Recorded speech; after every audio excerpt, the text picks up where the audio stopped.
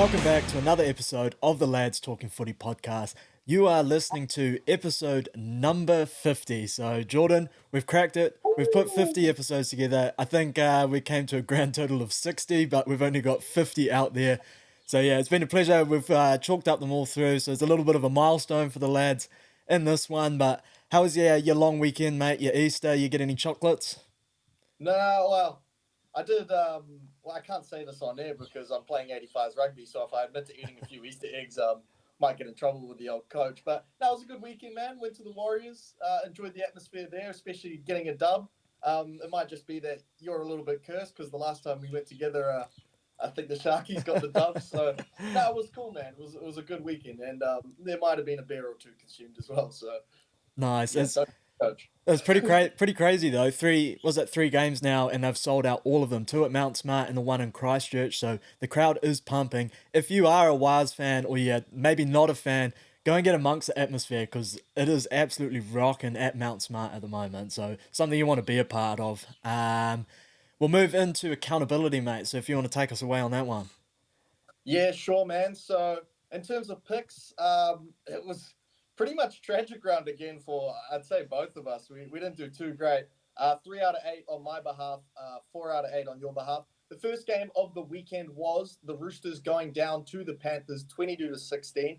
I had Roosters head-to-head, which missed. And he came through clutch with Dylan's anytime try scorer. Dylan Edwards, anytime try scorer. He came through, so good work there to start off the week. Yeah, we were in for a hisser on that one. As soon as that one came through, I thought, oh, here we go. We've called it early. We sort of read the cards right. No Cleary. There we go. Dylan Edwards, he'll step up, and heck of a try he scored as well. That little kick through, hit the Tedesco, I think it was, on the pirouette. Fantastic to see him playing games like this as well, because we'll get into it with the preview coming up. But if you're looking at it from an Origin standpoint, he's kind of ticked off Teddy. And Dylan Edwards is kind of looking to come for that, make a claim for that Origin number 1 spot. So, yeah, fantastic from him there. Yeah, good result, man. And, yeah, unfortunately, I didn't get that one right. But something I did get right was the Rabbitohs beating the Bulldogs 20-16. I had Rabbitohs head-to-head. You, unfortunately, had Latrell Mitchell anytime try scorer and unable to go over there. I think Jack Whiten was hogging up all his tries. So you can blame him for that one. Cowboys. They went down to the Broncos 38-12 in a rainy game. Somewhat of an upset, but not when you consider where the Broncos are at. I went down with taking the Cowboys head-to-head. And then you went down as well, unfortunately, with Jeremiah Nanai anytime try scorer. I keep saying ATS like against the spread. Yeah. I thought that was an absolute sitter there. All the stats were pointing towards it. It was just shit. I mean, we'll get into it with Reynolds. We saw a kicking game on another side of it that was lapping up the tries from it. Nanai couldn't quite cash in for us there. Yeah. Exactly right. And another one that broke our hearts was the Seagulls going down to the Dragons 20-12. I've had a complete shocker because I tried to go 2 bets here. I went Seagulls 13+, which obviously missed. And then low-scoring game, total points over 45 and 0.5. Didn't hit that either, so double whammy there. But you came through with Hamoli Olukwatu, anytime try scorer. So well done getting the jam there. Yeah. That was a lucky one because I was sitting there and I was waiting for it to come through on the tipping. It was like, come on, let's something hit here. And he managed to sneak over with a late meaty in that one. But yeah, I didn't think they targeted Flanagan as much as they would do in this one. He sort of went one out on that. But yeah, Hamoli managed to come through there. Yeah, which is lucky because I'm surprised he caught the ball. That's how fucking bad the Seagulls were playing. So you did well to get that one through. The Dolphins, they went up against the Titans. They won 30-16. I came through with the Dolphins -2.5 point spread. And you unfortunately went down only just with either team wins 1-12. It was a 14-point margin, so a little bit unlucky there. Then the big one, Warriors. They beat the Knights at home 20-12. I came through only just on the right side of things, -6.5 point spread they covered. And you unfortunately went down with Dallin Watini's time try scorer, which you'd think is a given at home, the way he's been scoring. Yeah, I really thought those long locks were going to cross over there. It was even when Metcalf went down, I thought, okay, let's shore up that whole right side and let it flow from there. But DWZ, man, has been letting me down a lot lately. Yeah, unfortunately there, but at least the Warriors got the win, so you can be happy about that. The Sharkies come back from an 18-0 deficit to beat the Raiders 36-22. I went down with the Raiders 1-12, and you've just gone Raiders head to head. We tried to get a little bit of underdog money out of them, but unfortunately the Sharkies came through. So at least you got your pick right, but the greediness kind of Yeah, prevailed out there. game that was a shocker. That was yeah. I'm tipping Sharkies here, but I'm betting the Raiders in it. Yeah, yeah. And then finally, the Tigers, big upset over the Eels, 17-16 on Monday Night Footy. I went down picking the Eels 1-12, and you went up. Mike Acevo, anytime try scorer, hitting. Yeah, yeah, fantastic to get over that one. I mean, when Sivo returns and you can get him at $2, you got to jump on it while you can. Yeah, for sure, for sure. And hopefully that's a sign of things to come for him. In terms of our repeat set bets, I did hit taking the Dolphins on that -2.5 line. And you've got a bit of a weird one. You've got a avoided bet with Blake Wilson, anytime try scorer, not seeing the field. Yeah. So I don't know what noise you make for that one. I guess like a push or something. Play on, play on. Yeah, we get $5 again next week. Yeah. You've hit every single repeat set so Yes. far this season Yes, as I well. have. Well done. Yeah. If you want to lock it in with Tana, that's the one to go. Yeah, yeah. But unfortunately, once again, the 40-20 bets aren't hitting for me because Seagulls 13 plus, they missed out for me. The Warriors 1-12 did hit, but obviously you're only as good as the leg as a group. So 40-20 bets still not quite hitting. I got to get some lessons from Cherry Evans. And you've had a little bit of a shocker with yours. Watini, Zalestiak, anytime try scorer missing. Nanai, anytime try scorer, and Seagulls head to head, all missing. So yeah, just a bit of a Absolutely rough 40-20 attempt. Shanked it straight into midfield. terrible punting. It got charged down before it even left the boot. Yeah, it was absolute shocker there. As for the recap on that, I collected a total of 3.15 units after that round, which takes my total to 29.6 units. I've had a couple of questions fold round about what the actual unit sort of meaning is for it. So I normally bet in $10 units. So one unit will equal $10. For you, it could be you might bet in $5 units or something. So that's how I calculate it. It's just easy. Some guys bet hundreds, some guys bet $50 units and stuff like that. So that's just how that works. And so basically, if you want to convert that into the $10 rank, then we've got a $30 pretty much on the nose collect from the round in that one, which then also would take your units up to $296 profit for the season as well. So yeah, if you're confused on that, one unit means however many dollars you want. So it could be $1 if you just want to follow along with that. Moving into the Telegram recap, absolute shocker of a round in this one. 65 units were staked with only a 28.8 unit collect. The best win was the Sevo and Gutherson anytime try score at $5. So again, if you want to jump in, I think we are still sitting in the positive in that one. Hit the link in the on the page to jump in a part of that. Now we move into headlines. So I just got the one for us here. Came out today actually. The Dragons will grant Zac Lomax an early release from his contract. He is now free to part ways with the club at the end of the season. Where would you like to see Lomax go in 2025? Well, he obviously wants to be a center, right? So it'd have to be somewhere with perhaps a weakness in that position. I've seen the team lists for this week, so I don't think it is a weakness per se with Simonson returning and then also Penasini being quite a good player. But the offloading ability, just adding it to a whole group of offloaders of Zac Lomax in the Parramatta Eels, I think just for the gimmick alone is a good look. So if he can get a chance to sign with the Parramatta Eels and just add to their 50 offloads a game, I'd love to see it. Yeah, I love it. That's exactly who I had circled down as well. Yeah. As soon as this started to become a rumor a couple of weeks ago, the first team off it that were making inquiries, picking up the phone and calling, was the Parramatta Eels. And like we said, the stocks that they have in the centre position have been low for a few years. Simonson's been solid there, and Penasini's kind of a lock in that position. But I would like to see Lomax on the Parramatta Eels. The other one that kind of crossed my mind was the Tigers. I wouldn't mind seeing him over there. That was my second team. Yeah, I Yeah. mean, we've got Justin Olam who's gone over there, who was obviously playing pretty terrible footy for the Melbourne Storm. He's been absolutely fantastic to start the season. 2 games, 3 tries for him. But Lomax he's got a lot of youth to bring. He's shown that he can be versatile. He can fill in at that fullback position as well if Buller was to ever get injured. So the Tigers, I wouldn't mind. I'd like to see him there. You got Luai coming in there next year as well. Could be a few free agents heading over there to West, and the part-time coach and Benji Marshall that's absolutely killing it at the moment.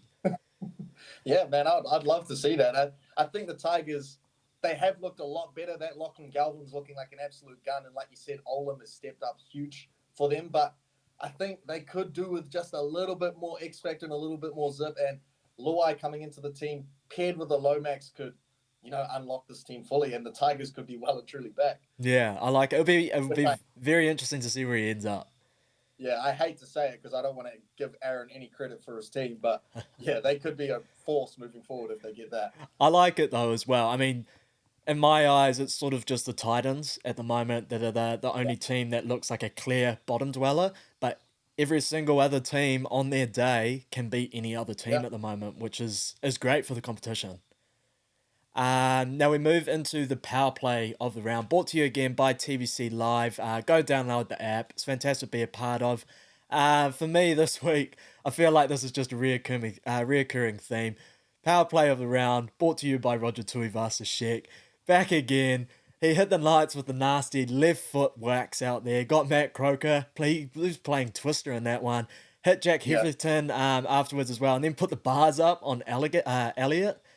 Absolutely fantastic, man. He's looking like a beast. We got to see him in that fullback role and the twinkle toes that come with it. When he's got like a little bit more space and a little bit more time, fuck, he looks so dangerous at the back there.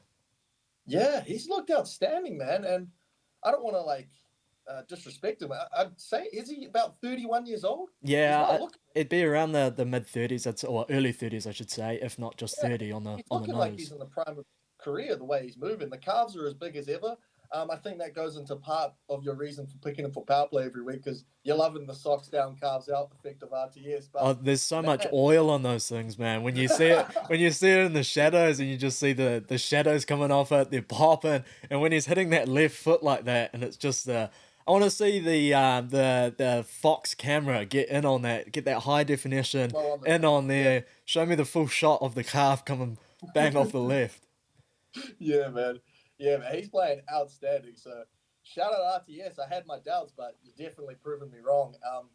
My power play this week goes to probably one of the top 5 best try savers I've seen. I don't usually like picking guys and losing efforts, but this was just outstanding because you'd think Selwyn Cobbo, I know he kind of ran out of steam in one of the other runaways he did a couple weeks ago, but he still looked kind of fresh with his legs in this one. Got an intercept from Drinkwater about 90 meters out, and then I thought he was gone for all money, but then you just see this little strawberry blonde thing coming from the other side of the field, running him down and slowly making meter after meter closing in on him. And then right within inches of the line, tackles him, rolls his leg into touch, and so close that the ref actually gave the try and they had to go to the replay to deny it. So honestly, one of the best try savers I've seen in a long time. Gives me I don't know if you ever saw this one, but James O'Connor vibes when he stopped that Yeah. Irish try in the 2011 Rugby World Cup was kind of similar to that. But man, unfortunately, it couldn't come with a result because if that had turned the result for Cowboys, we'd be looking at this through a lot more rose tinted glasses. So still a great try saver in my eyes, Tommy Dearden. Yeah, I love it. When I was listening to the commentary, I think the first thing that came out was that's a Queenslander effort. And in the preview last week, we talked about this being the matchup between Dearden and Ezra Mam and who's going to be that next guy for Queensland coming through there. And when you got effort plays like that from Tommy Dearden, he's taken that captaincy role this year to a whole nother level with his play. He's been absolutely fantastic. When it would come to Tommy, it would just be normally just like run first and think to pass second, but he seems to be playing a little bit more clever this season. And like you said, I mean, that came late in the game and we saw that Bronco Yep. fitness coming from him because he hit that with he was ground running on that one. Absolutely fantastic. Yeah. Moving into the performances of the round now. I'm going to the Penrith Panthers in this one, and there could be a couple in this one. Luai was absolutely fantastic. Dylan Edwards, he was fantastic. Sunia Taruva has hit a whole nother level. I think if you're looking at a top try scorer for the comp, maybe look at jumping on him right now. But I'm going Brad Schneider. I thought it was Nathan Cleary out there in a scrum cap. He was absolutely fantastic. Huge boots to fill, an even bigger chin to fill in that one, and he did a fantastic job. Both of us had kind of ridden off Penrith without Cleary, without Fisher Harris, but Schneider came out and did an absolute jobby on them. There was a play earlier on, I think we were talking about it, where he comes around the left and he just pushes Luai straight out and gets in between him and Kenny, demands the ball. And it just looked like that Nathan sort of play coming across. And I just thought straight away, he's coming into this team and he's not sort of taking that back seat and letting Luai be that dominant guy. He's there, he's ready to keep playing. And it kind of gives you a little bit of uncertainty if you're a Panthers fan that if Cleary is out or over Origin, next man up, and he's got the mentality to keep steering the ship exactly like him. I thought he was absolutely fantastic in this one, and I'm looking forward to seeing what he can do this week with Fisher Harris back in that pack as well. But Brad Schneider, man, he's going to have a few clubs calling if he's going to keep playing like this in the absence. So there's some teams out there that are looking for a half. Doggies, mate, go back to Penrith. Yeah, yeah, I would like that because it didn't look like they missed a beat, man. The shape still looked fantastic. That right side was still humming. So Brad Schneider, very good effort, and showing his value in the loss of Cleary. So great effort from Schneider. And another team that I kind of read off last week was the Brisbane Broncos. And I remember saying that surely they can't win just off a Reynolds kicking game. Adam Reynolds says, "Hold my beer. I'm going to win this just purely off of Adam Reynolds kicking game because he was absolutely fantastic. A masterclass performance, fingerprints all over this win, pretty much put it down to him. That's how I see it in my eyes because the bombs that he was doing in the rainy conditions just caused countless drops, caused nightmares, and he was actually a result. His boot was a direct result for 26 of the 38 Broncos points if you include the goal kick. So he was outstanding. He had one resulting in an offside penalty, which they dropped it, and Valentine Holmes couldn't keep his hands off it.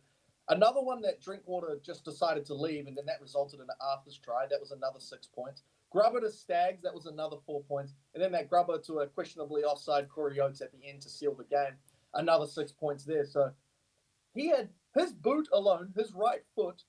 He might have used some left foot for some of them. I can't remember off the top of my head. But his feet were responsible for 26 of the 38 Broncos points. That is absolutely outstanding. And, man, I have to eat my hat because an Adam Reynolds kicking game can beat the Cowboys, and he proved it once again. They've got their number, the Broncos and the Cowboys. They really do, and I love it. I mean, we talked about this all last year as well, how fantastic Adam Reynolds is with the boot. And if you're not a kicker, when you're watching the games and you've got a right foot kicker and he's coming across, normally when they're putting those kicks up, it's just going back to that right side. It won't be going back across the body.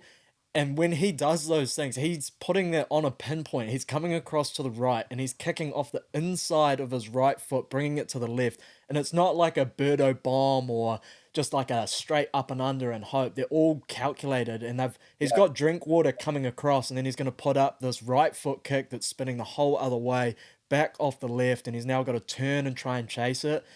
He's so creative with it all. You talk about Nathan Cleary and Mitchell Moses. Fogarty's now up there in terms of having the good kicking games of the comp just because of the meters that they can pull in with it. But Adam Reynolds can just put that wherever he wants. He's got it on an absolute string. It's absolutely fantastic. He might be one of the greatest ever kickers of the game at the moment. And yeah, just it comes in so many ways, like the reverse spirals, that it's flowing the other way, the calculated grubbers. He's so creative all the time. It's fantastic. And then yeah, I mean exactly. And when you got a guy like Reece Walsh, who wasn't in this one, but Ezra Mam showed a lot of it last year, tracking up on the inside. Fuck, the Broncos are so dangerous with it. Now we're going to move into a new segment. So you've got the Dally M awards that are on at the or awards the race for the Dally M award on at the moment, where all the players are obviously competing and getting their points for each round. We're going to introduce a Dally M lad of the round. So we're going to have it in tiers. Whoever it'll collect, someone will collect 3 points, someone will collect 2 points, and someone will collect 1 point each week. We'll keep a tally of that. It won't go behind closed doors, but the result will be revealed at the end. So we're going to kick it off with 3 points this week. backing off your man Adam Reynolds, no Walsh, no Payne Haas, a win against the Cowboys, 14 points, 2 try assists, and a masterclass with the boot. He had 650 kicking meters, but all of them were absolutely fantastic nudges. And I reckon Drinkwater's still having some nightmares currently on that one. So yeah, Adam Reynolds absolutely fantastic. Collecting 2 points. The hammer fins up in this one. Your man Jordan. 1 try, 2 try assists, 4 tackle breaks, 2 line break assists, 164 run meters, and he's put the Finns on top of the ladder for the first time as well. So fantastic from the hammer there. And collecting 1 point. He's the bald freak at the moment, Dylan Edwards. 1 try, 1 try assist, 6 tackle breaks, 246 run meters, and a win without the chin.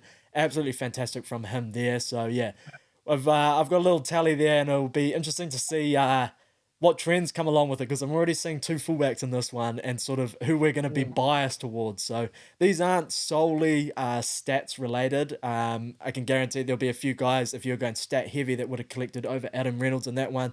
But what he did was absolutely fantastic. So this is just our straight opinion on it, which is why it is the Dally M lad. Now you got a new one that you're going to bring in this week, the grub of the week. Yes, we have a grub of the week every week. Unfortunately, the week we decide to introduce it, it's hard pick to find a couple of grubs, because the guys that I had my eyes on, which were Max Plath, Curtis Morin, and Lachlan Galvin, they did some pretty grubby plays with the hip drops and the spear tackles, but they seemed pretty like apologetic, like straight away after it, and I don't know if they really deserve to be A grub title. the inaugural Grub of the Year titles. So I've actually gone for a bit of a weird one this week. I'm actually going with Tane Milne, and it'll be, amongst the fans, I think it'll be a little bit better accepted, because I just got a problem with how he complains or grabs handbags after literally every play of the ball. Have you noticed that? Yeah. Tane Milne gets up, the arms go flared, or it's handbags with the guy in front of him. It's just annoying, man, and it's kind of like slows the game up, creates niggle, which we like a bit of niggle, but I don't know. He's just kind of annoying. When it's in a losing team, it doesn't have the same vibe. It's almost like desperate when they're doing that sort of stuff. So, Tony Milne, reel it in a bit, bro. You don't have to complain every single play of the ball. Hey, after the game, the refs might be having their grub of the week talk as well, and they're talking about him there too.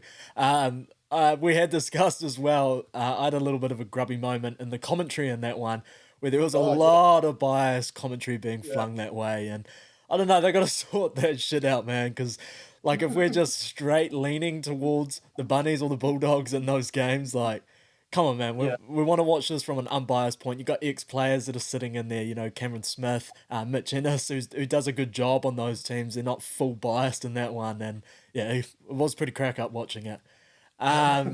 Now we move into round 5. We're chalking up the rounds now, man. Into round 5 already. Origin, the chat's already starting to begin in terms of selections and that. So it is moving very quickly. All of these odds are accurate as of Tuesday at 6 p.m. And the first one, Storm, they take on the Broncos at Amy Park. The Storm are $1.48 favourites in this one. The Broncos are $2.65 underdogs here, which is interesting considering they were big underdogs coming into that Cowboys clash, and the line is at 6.5. Munster, Welsh, and Hughes all return for the Storm. Massive ins for them.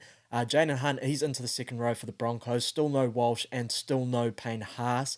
The Storm, they have won 40 of their 55 matches played against the Broncos, and the Brisbane Broncos only have a 21% win rate here at Amy Park. The Storm have won 7 of their last 8 games against the Broncos and have won their last 7 games against them at Amy Park. Broncos have not beaten them here since 2016. Everything is pointing towards a Storm victory in this one. Munster and Hughes back for them is absolutely huge. I'm going to lean towards the Melbourne Storm to get a victory here in this one. But it's going to have to happen up front here. The Broncos prove that they can be still a hassle to deal with up front. But man, yeah, I've got to lean towards the Storm in this one. Hughes, Munster, back for them, absolutely huge. I think it's going to unlock an absolutely unreal performance from Pappy as well. And I tell you what, that's why I love your stats, Sammy, because I was having nightmares when trying to think of an answer for this one, because first game of the week, we the team list come out at 6. We record this at 7. I spent about 15 minutes on this one. I was like, fuck, I gotta quickly do the other one. So I was scrambling, man. This is a hard game to think of. But I'm with you, bro. I'm gonna stick with the Melbourne Storm. All of those stats sort of point in their direction.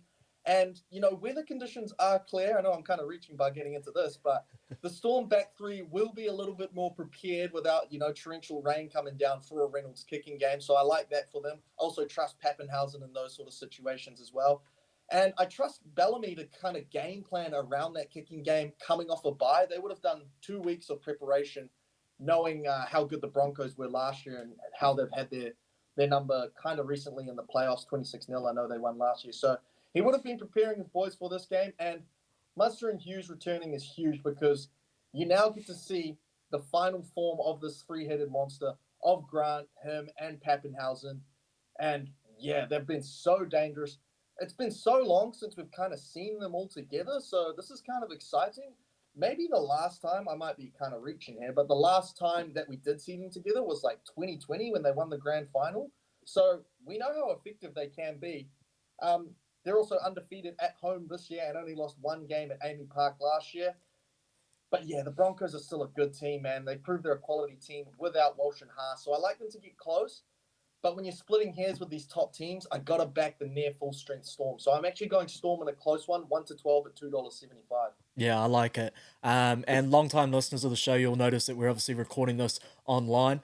I am moving over to Melbourne soon. My partner is over there currently, and I can back you up with that. It looks fantastic over in Melbourne at the moment. Hopefully, it'll be a fantastic weather for the on the pitch out there on Thursday night as well. So, looking forward to a good one there. You're not Um, trading in colours, are you? no, I'm not. I was laughing at that one because I'm from Auckland, so I've got to always back the Warriors. I've got a soft spot for them. I've always grown up with the old band screaming at the television, blowing up at the ref, blowing up at the wire. So I've got a little soft spot for them there. I am a Manly fan, and now I'm living in Melbourne. It's going to be a little bit weird. I can't fucking, I don't know. I can't put a storm. Rivals of the Storm. I know. So I don't know what I'm going to do there, but I will be going along to the games. All of the try scorer stats in this one look absolutely terrible for the round, that is. I'm going to go Will Warbrick in this one. Taruva and Tango had an absolute field day on that edge for them just a couple of weeks ago. And I'm going to juice up a lot of our odds in this one. So I've got a same game multi here of Will Warbrick and into the Broncos plus 17.5. So we're giving them a real big blanket in case this blows out at $3.10. Now we move into the Bulldogs. They take on the Roosters at Accor Stadium. So the Roosters are $1.33 favourites in this one. The Bulldogs are $3.35 underdogs, and the line sits at 9.5. No real changes here to note for the Roosters. Preston is out. Addo Carr joins him as well. So Curran moves into the second row. And Bronson Cherry, who it was rumoured to make his season debut, moves into that 19th man spot. He's been absolutely killing it, especially the last 2 weeks in New South Wales Cup. So it will be interesting to see if they do shift Carraz out to the wing and bring him in there. Both teams have pretty good win rates here at Accor Stadium. But the Roosters have won 9 of their last 10 games against the Bulldogs. And I'm going Chooks here. I think this one could be an absolute humdinger here, and it could get out of hand for the Doggies.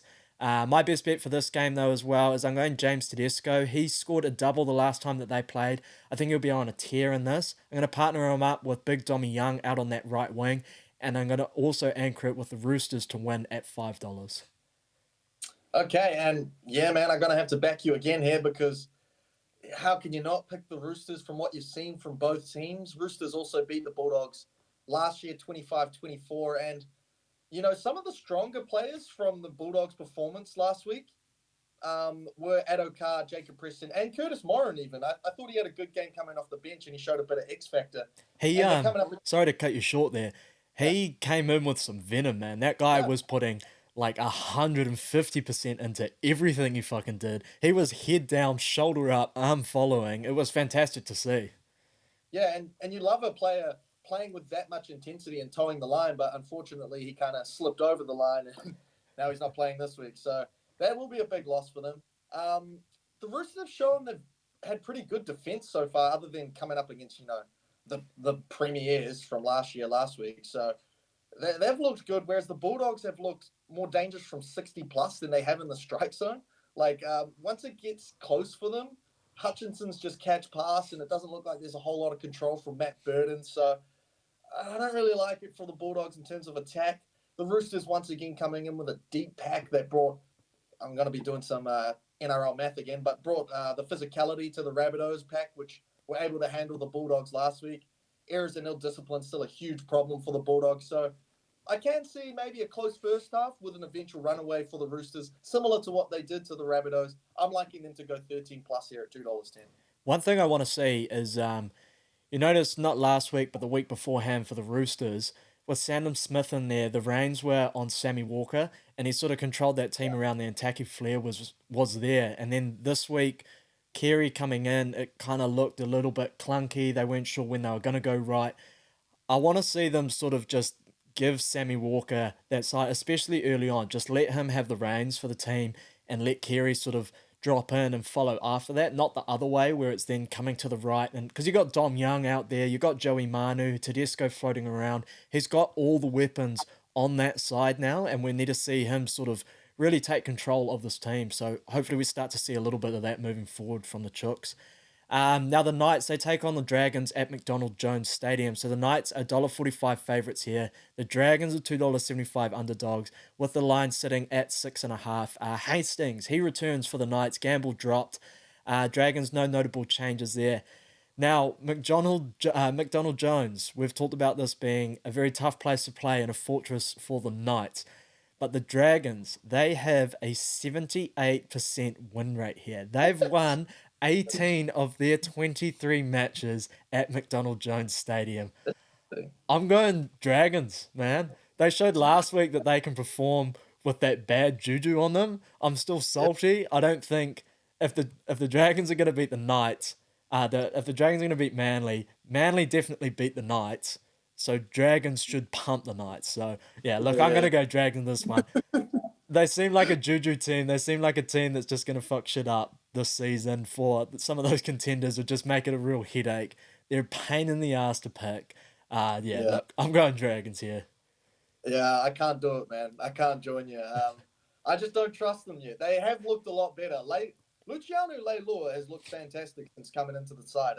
I think he's added a whole lot for them, but I just can't trust them, man. Like the Seagulls were absolutely atrocious. Like the amount of drop balls and like easy fumbles that they were doing was They were pretty playing with a much bar of soap. yeah. Hair Dragons take the game, and the Dragons were sort of like, oh, we'll make it 20-12. We'll make it close. So I still can't trust them. Knights won this last contest away, 32-12. So they do have the very latest stick over them. Whereas the Knights were also competitive last week against the Warriors away, which is a hard place to play. And they're now being bolstered by the return of Gagai. And I also like the return of Hastings, as it seems like last week Ponga had to try and get involved with everything to create the threatening attack.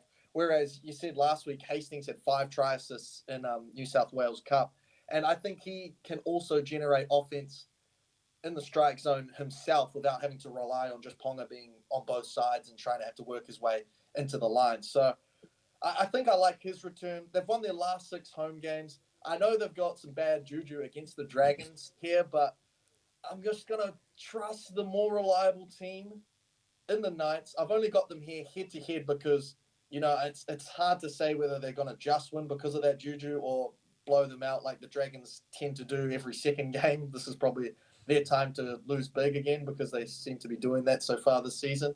But yeah, I've got the Knights head-to-head. $1.44 is where I'll be going. Nice. Now Montoya scored on them last week. With the Dragons, they seem to be kicking to Lomax and running the other way, so that's where I'm going to go. I'm going to go Ravalawa to score. He scored a try the last time that they played as well. And like you said, I do not trust the Dragons, so I'm going to go Michaeli Ravalawa into the Dragons plus 26.5 at $3.10. So I have given them a very big blanket in this one. The Bunnies, they take on the Warriors at Accor Stadium. Fuck you, Cast Patrol. We're coming for them. Warriors are $1.82 favourites. The Rabbitohs are $2 underdogs with the line sitting at 1.5. Very, very tight. The Warriors, Luke Metcalf and Kate Well have been ruled out. CNK, he returns at fullback. RTS shifts back to the centres. Neokore will come in to replace Capewell, and Tamade Martin replaces Metcalf in the halves. I didn't think Chanel Harris-Tavita played all too bad last week, so it is kind of interesting that Tamade has come in and Chanel hasn't even taken that bench spot as well. For the Bunnies, though, Alex Johnson and Shaq Trell are out. Isaac Thompson comes in to replace Johnson as well. The Warriors, they have a 39% win rate here. 9 of 23, and Souths have won 14 of their last 15 games against them. That's some bad juju. But Souths have been awful to start the season. I can't even count the amount of messages I've got on my phone of all these guys crying about their bunnies. The Warriors are going to come and pound them into the earth this weekend. I'm I can expecting get them my to get up. Dutch. I'm expecting them to get up real big in this one. We said earlier the attack didn't go down that right side after Metcalf came off, but I think that's exactly where it's going to go this season with CNK back there, RTS back in that centre role. I'm expecting them to absolutely pound it. So my best bet for this one is Wyden struggled defensively for Souths this season. At centre, he's led on quite a few tries this season, and Waitini is due. So I'm going Waitini, the dub here. Waitini Waz win at $2.80.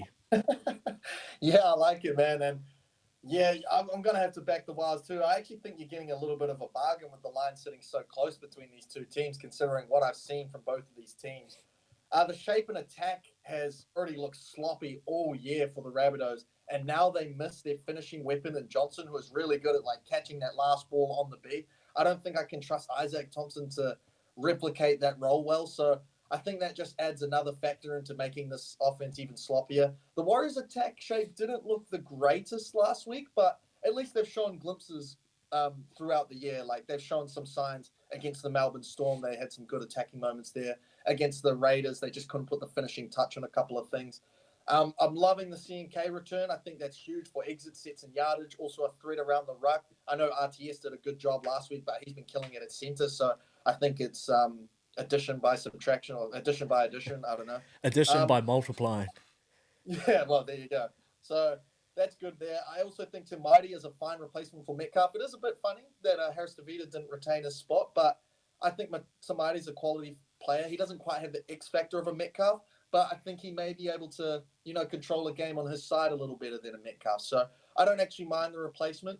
The Rabbitohs do have a strong forward pack, but they will not be able to bully this equally strong Warriors pack. I am going the Warriors. I think we're getting a bargain. I have stretched the line out a little bit just because -1.5. What's the fun in that? I've taken them at -4.5. I've stretched it by 3 points at $2.30. I think they're going to get the job done against the Bunnies because the Bunnies are well and truly cast. Look at you going, stretching the line out, eh? Let your hair down. Yeah. Um, Wow. I'm I'm super pumped though. We get to finally see the CNK RTS, all of the fucking letters of the alphabet in this one. See it all take shape though. Finally, we get to see what that roaming RTS looks like with CNK as well, and sort of how that right edge is actually going to go too, because I mean, Roger did a very good job in terms of his like return and around the ball, but like you said, the attack sort of didn't quite take shape. When CNK comes back, that's when it was absolutely flowing. So I'm looking forward to seeing that happen. Manly, they take on the Panthers at Four Pines Park. The Panthers are $1.60 favourites in this one. I don't know why. The Manly are $2.25 underdogs, with the line sitting at 3.5. No notable changes for Manly, but Fisher Harris, he returns for the Panthers. Massive game for them. Manly plays some of their best footy here. 60% win rate, while the Panthers do have a 45% win rate here. The Panthers have won their last 8 games in a row against the Sea Eagles. After what happened last week, I'm expecting Manly to want to turn that around, especially being at home. It's going to be a tough ask, but no Nathan definitely helps in this one. Manly win. Wow. Wow. I saw this game and I thought, you know what? If they get it right, they do have a chance here. But Yeah. I once again, I can't join you because I saw what I saw last week and it was fucking atrocious from the Seagulls. I don't expect them to play like that again this week or ever again, to be honest, because that was atrocious. But I saw what I saw, and it's meant to rain on Saturday Oh, night. no. And it is a team that likes to shift from everywhere and push passes. And if they can make that many mistakes on a dry day, they are vulnerable in the wet. And the Panthers, they did win at Four Pines Park last year, 24-12. They swept the series well, not the series, but they swept both games against them 2-0 last year, winning 44-12 as well. Yeah. And the Panthers, on the other hand, look as clinical as ever. Schneider's come in and he's doing an adequate job of controlling the game in Cleary's absence. Fisher Harris is a huge return up front to battle this very big Seagulls pack. So I just think it's good value for the Panthers. And if they're going to make the line this close, I'm going to take it. So I'm going to go Panthers minus 3.5 at $1.87. Nice. Sorry, Bert. My best bet for this game, Critter had a double the last time they played. Tungo in that centre spot now, he's been absolutely killing it. Up against Kohler here is going to be a hell of a matchup. But I'm looking one out, and I reckon they're going to absolutely dry hump the fuck out of this right side. The Panthers are. The left edge of the Panthers are the Sea Eagles here. So I'm going to go Taruva. He's been on an absolute tear at the moment. I've got him anytime try scorer into the Panthers plus 17.5, just in case Schneider drops the ball or there is some bad juju at Four Pines. I'm giving myself a nice blanket there, and that's at $2.20. Now the Finns, they take on the Tigers at Suncorp. The Dolphins are $1.60 favourites in this one. Tigers are $2.35 underdogs, and the line sits at 3.5. Plath is out. Ray Stone comes in. Tigers, Galvin, he's obviously suspended for 2 weeks. He has been absolutely fantastic. I stuck around in the Eels game afterwards to watch post-game interviews just on what Benji was talking about, just about him in general, and then the team as well. He's a fantastic coach, man. He's come in and he's just doing he's got his own style at the moment. He's obviously been coached by Wayne Bennett. He's hung around all of that. He had Tim Sheens last year, who was sort of overseeing and picking his brain, and he's just taking all of these things by what the looks of it from all of these coaches, and then he's just being Benji, and he's kind of bringing a different and a fun side of it to the Tigers. I mean, he's Benji Marshall, you know him as the player, and I've seen all these clips of him doing the 5 meter box drills with guys at training. He said he's set the standards around the team itself, where all of the managers, the coaching staff will get to the training facility before the players and get a workout in. So when the players come in, they'll see them having completed their work for the day before they've even started, just to set this tone there. It looks fantastic, man. I'm so happy for him. But Latu Finau, he comes in on the bench. Bud Sullivan, he's going to have a very big game in this one. He moves into that 5'8" role, but I think we could be looking at the next 14 here. Benji's rolled the dice on another rookie, so it's going to be interesting. Only the one meeting between the Tigers and the Dolphins, which ended in the victory to the Tigers off the back of a late penalty from Appy. Fantastic game that was. I do think, though, that the Dolphins get the jobby here. I know it's not at home, it's in Suncorp. The Tigers are riding this wave, but the Dolphins have been playing some fantastic footy as well, and I just think they've got that little bit more experience, that little bit more finesse with Hammer at the back as opposed to Buller. Katoa's been playing very well. I sort of rate him a little bit more over Caesar, and just in terms of what he can do with the ball. So I'm going to go Finns to get up in this one. Yeah. I mean, it's a great top 8 clash between two of the best teams in the comp. Who would have thought that? I didn't even realise they're top 8. They're both top 8. Yeah, Dolphins right up the top and Tigers sitting at 6. So should be fireworks in this one between the Dolphins and the West Tigers. Benji Marshall, just to piggyback off that point, it looks like he's really inspired this team, and you can kind of see the effect of having a young coach like a Benji, who is also a legend. He has the voice. His voice has the ears of his whole locker room, and then he also can connect to these players on a different level than perhaps some of these older coaches like a Ricky Stewart or Bellamy, that just yell at your team coaches sort of do. So it's kind of like a generational thing as well. I know where you're heading with that. You've got these guys that can kind of relate to Benji because they've grown up watching him as well. Yeah, so I'm liking this new style, and I'm liking that it's garnering results for the Tigers because they've been in a bad way for a long time, and it's good to see a West stalwart like Benji Marshall turning this club around and, doing a great job so far this season. So I hope it kind of sticks up for them, but I'm like you. I am going with the Dolphins. I mean, the Tigers, like I said, have been great. They have been playing a high percentage style through the forward so far this year, whereas the Dolphins have actually kind of been more confident this year and playing with a bit of X factor and enterprise, using Hammer a lot more and getting him heavily involved and chancing around by spreading the ball. But they did sort of play like how the Tigers have started playing last year, and they still have Wayne Bennett as their coach, and he's the king of high percentage footy. So I trust with this new strong pack he'll still be able to go to the well if need be. And the Tigers are actually missing one of their X factors in Lachlan Galvin, like you said before, due to that hip drop. So it is a big blow for the Tigers. But I don't think they're going to get blown out because they have proven that they're a gritty team with a lot of determination. They were actually probably down in territory against the Eels and still just gutted it out with defense and heart to get that result. So I think they'll go close, but I like the Dolphins to win off some opportune tries from their stars and get the job done 1-12 at $2.88. Yeah, I like it. You touched on Hammer before. We both predicted Nathan Cleary for our Delium winner. I'm gonna switch up right now. Wow. Early in it. I reckon Hammer's gonna get it, eh?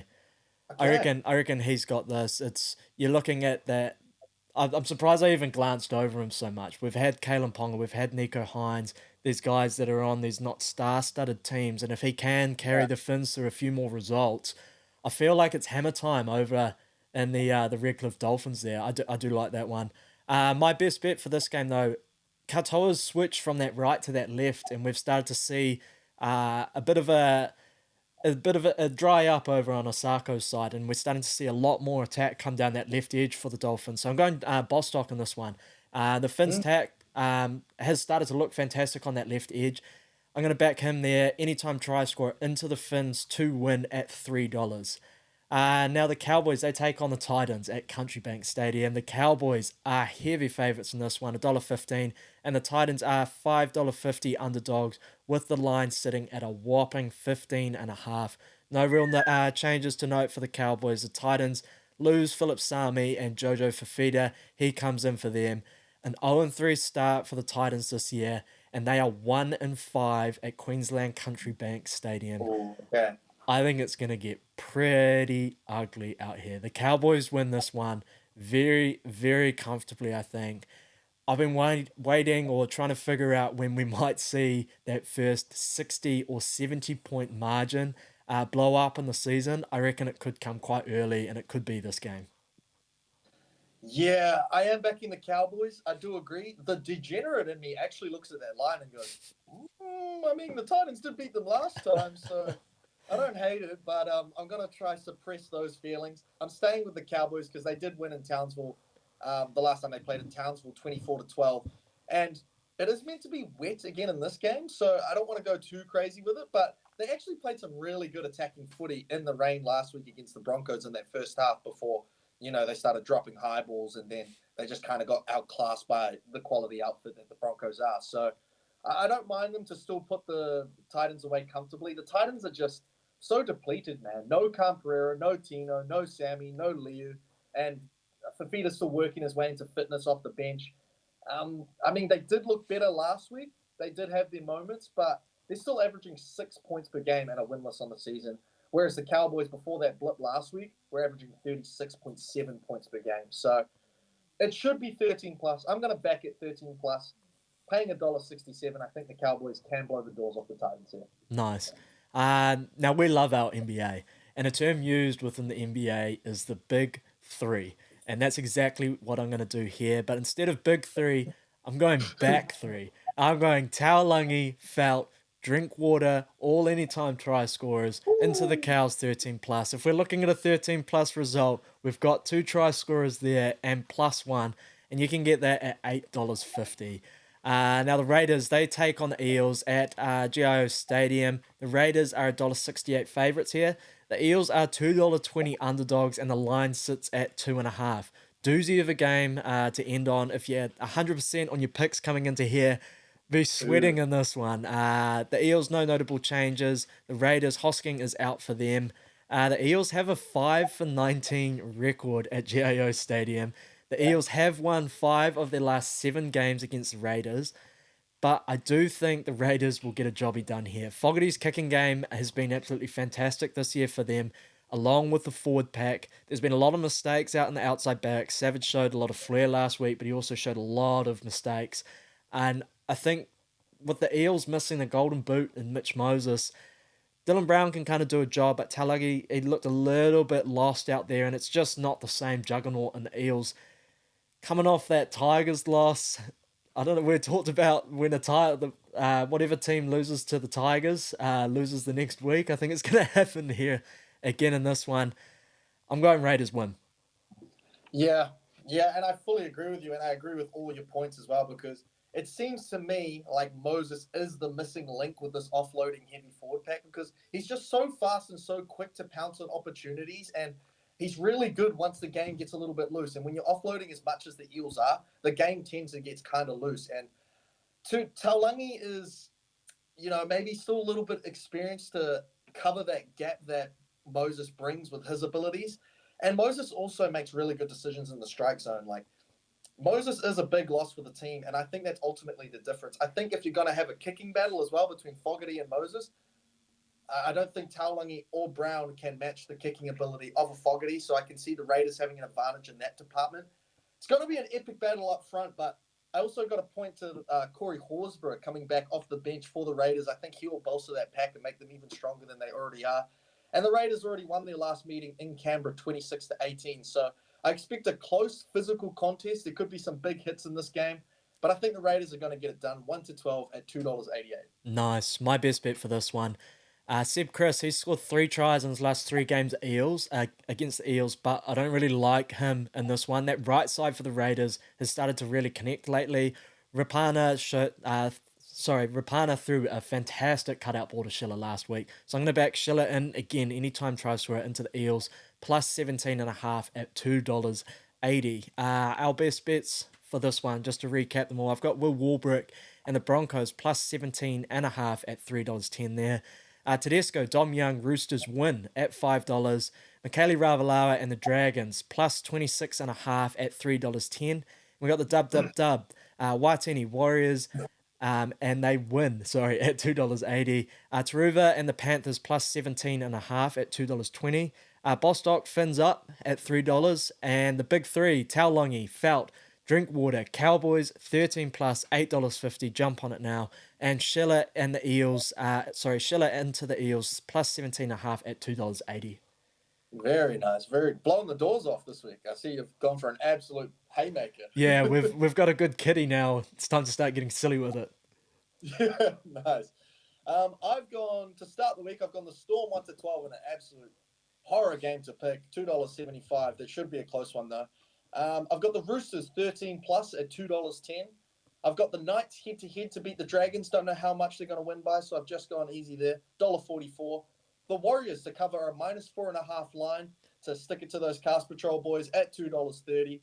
I've got the Panthers to cover the -3.5 line at $1.87. The Dolphins to win 1-12 at $2.88 in the top of the table clash. Cowboys to win 13 plus $1.67 up in Townsville. And then finally, the Raiders to win a close tight game, $1.12 at $2.88. Oh, sorry, 1-12 at $2.88, not $1.12. Imagine that. That'd be my old lock bets. That would be. Now we're going to move into the repeat set bet. So this one, like we say, each week is just a short little grubber roll on the ground, looking for a repeat set on this one. Something safe, something that's a lock that you can use next week. And Cowboys, 13 plus, $1.65 is what I got it at. That's exactly where I'm going. Very nice, very nice. And I've going to back the boys here. We've got a little bit of a banter going on between Cast Patrol and the Rabbitohs and the Warriors and us here at Lads Talking Footy. So I'm going to back the boys in my repeat set bet to go 4 in a row, hopefully. Warriors head to head at $1.78. Nice. And we move into the 40-20 bets.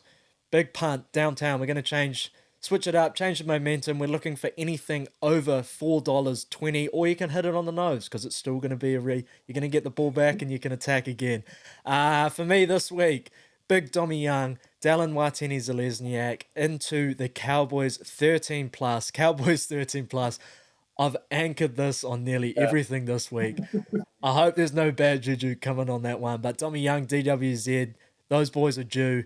Simple math between us lads here, and the Cowboys 13 plus, and that's at $5.67 as well. Ooh, very nice, very juicy. I'm going to sprinkle a little bit of bad juju onto my 40-20 bet as well because I actually have one from that North Queensland Titans game. I've got Valentine Holmes, anytime try scorer, and then I've also got the Sydney Roosters 13 plus. Bag that up. That's $4.83 in value, and hopefully we can get my first 40-20 over the line. Nice, I like it. I sit here every week and I'm reading through all of these and I'm just getting so pumped. I just think they're all going to come in. So I think this week is the week. We're going to see all green come next week. But that is the show wrapped up for us. We will see you again next week while we review all of this and preview what will be round 6. Enjoy all of the footy this weekend. Up the wires. Fuck you, Cast Patrol. They're going to pound these bunnies into the earth. Like and subscribe on YouTube. We'll see you all next week. Peace.